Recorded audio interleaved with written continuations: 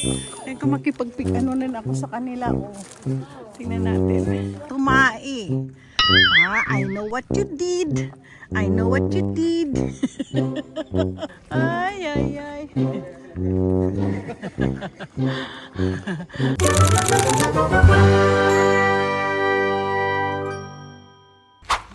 Guys, andito po kami sa Crystal Acres where they are taking care of some alpacas, llamas.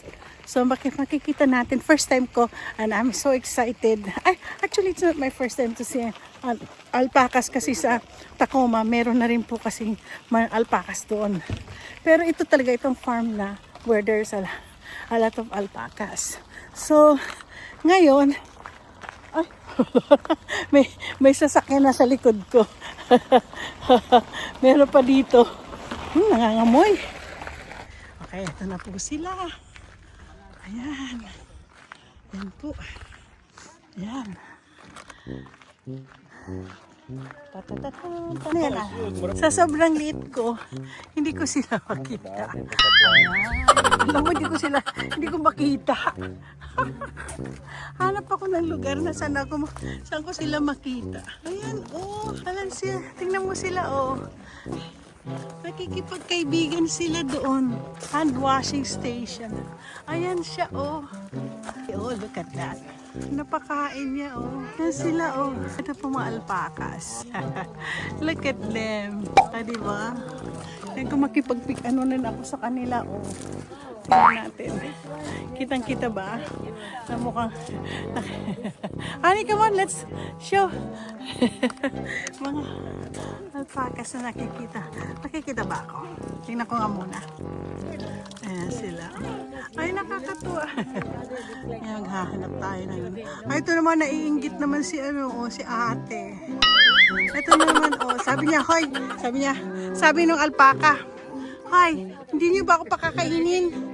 Hindi niyo ba ako papakainin? Tinatawag niyo lang ako. Ayan, sabi nung alpaca na yan, oh. Hindi daw niya kayo papansinin kasi wala kayong pagkain. Hindi na daw kasi pagkain, tingnan mo, oh, pinapakain. Nakakatuwa sila, oh. Yan, oh. Oo. Nakakatuwa. Ano sa tingin mo? Hi! Ayaw niya ako. Lapit ka dito, lapit dito. Hi! No? Tingnan yung tsura ng alpaca. Oh. Tingnan niyo siya. Tingnan niyo sila. Oh. Yan po yung alpaca. Tingnan mo. Gusto nila mga bata. Gusto ng bata. Oh. Ito mga bata. Ayan oh. Marami pa doon, no? Tingnan natin. Doon tayo banda. Oo, doon banda. Dito tayo sa farm na yan. Ay, dogs are not allowed.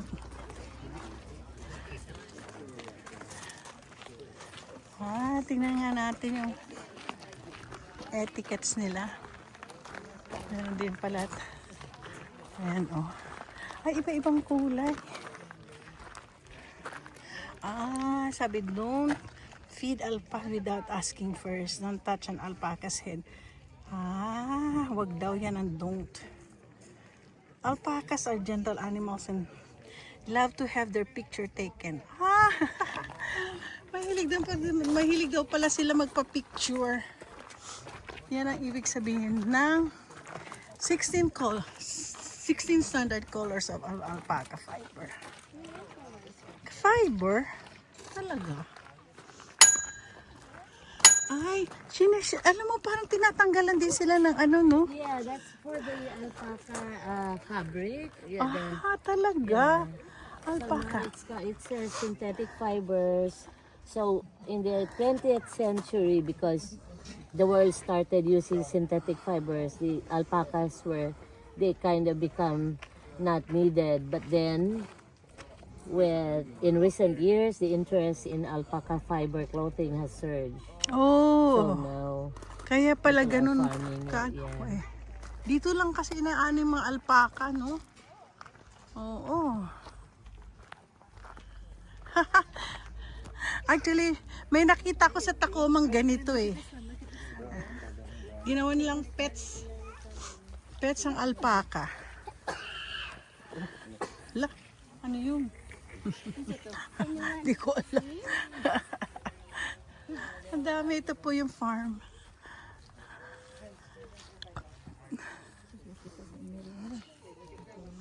Wag daw sila hawakan. Ayan. Kumakain sila ng grass.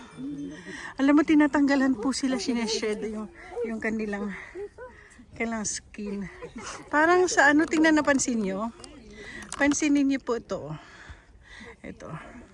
Pansinin niyo po yung kanilang ano. So, tinatanggalan po sila ng kanilang ano. Parang fur. So, ginagamit pala sila sa fabric. Ganyan po. Nag-selfie man siya na isa kalpaka. Oh, may color. Ang itsura talaga nila, marami sila.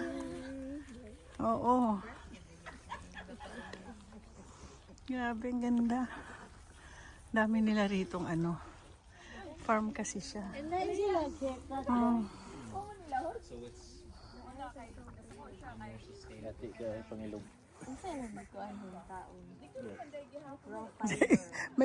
may isa dito tulog. Napagod. Ganda. Erin, did you touch? Wag daw niyo lagay sa head. Don't daw yung head. Pakis-kis lang.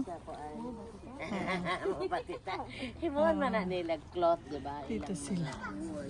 Oo, yung mga wool na ano, di ba? So kanina, Alpaca, ano din? bago pa nila putol ang buhok. Oo, tingnan mo. Just don't touch the head daw. Oo, masuko sila siguro. Pero mag-iro na. Tingnan mo, oh, ano kaya to? Parang fur. Sa jacket, ano? Alpaca jacket. Meron silang store eh. Ay, is the store open? Scarf, mga alpaca na items. May alpaca bags. Alpaca bags. Bilin. Jacket. Oh, jacket most of the time. Kasi very warm yung kanilang skin. Ay, yung kanilang ano. Oo. Tingnan mo siya bastos, oh. Umiihi, oh. Tingnan mo siya, oh. Umiihi. Tingnan mo, oh. Ay, umiihi siya, oh. Ay, pinapakita niya. Ay, naku, hindi pala umihi. Tumai. I know what you did. I know what you did. I saw you. I saw you. Katuwa. Ay, siya, oh. Ay. I know. Did you see what your sister did? Katatai lang yan. Sila very sweet.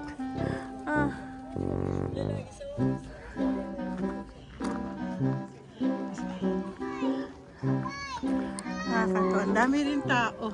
Ang daming tao. Anong mo dyan sa alpaca? Hinagana ko kalit naman sila yung magandang gupit.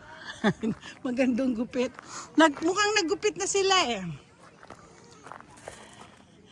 No entering the pastures, no feeding the animals, sabi. Unless feed or haze is from the farm store and farm crew. So alpacas have been domesticated for 1,000 years.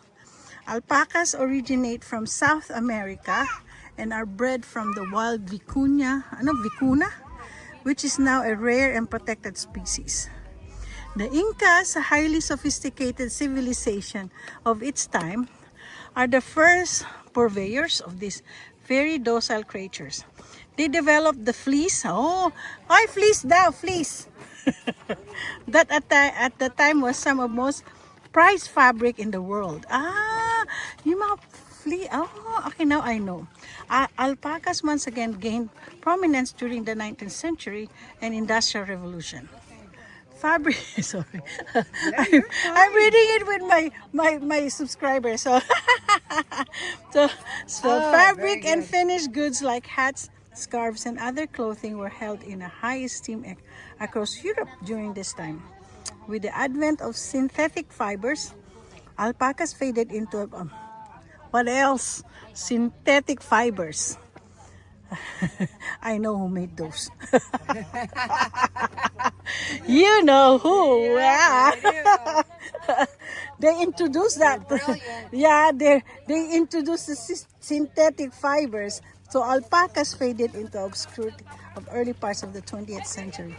In a recent years, interest in alpaca fiber clothing was surged, partly because alpaca ranching has a reasonable low impact of the environment. Also because of the exquisite characteristic of softness and warmth. Kaya po, ito po kasi nasabing synthetic fibers. Asia naman gumagawa niyan. And you know who know. Sino po ang gumagawa niyan? Sino pa? Ayoko na, mukhang nakita akong may kalahi dito. Ay nako. So anyways. So nandito po kami sa farm. Ayun. Nakakita ko ng kalahi. Ay, yun ang dami. Malaki rin po siya. Ito pala, ito yung ginagawa yung inaano namin mga fleece. Oo, ito pala siya. Ay, oh, they can run so fast. Oh, look at this baby one. They can run so fast. So anyway, we're gonna go now. Okay, I hope you like these alpacas. Ganda-ganda. Ay, uwi na kami. Ang dami ng tao. Come on, honey. Let's go. How do you like it? You know, I just learned that this is where the fleece, the jackets are. I'm learning a lot because it's my first time to really learn about the alpacas. Okay, yan. At least, dream come true na nakita ko na. Nakikita ko ito mag-ama. Ayan pa sila, oh. There's si Erin, oh. Erin! Look at that. Hula hula. How are you? That's Erin.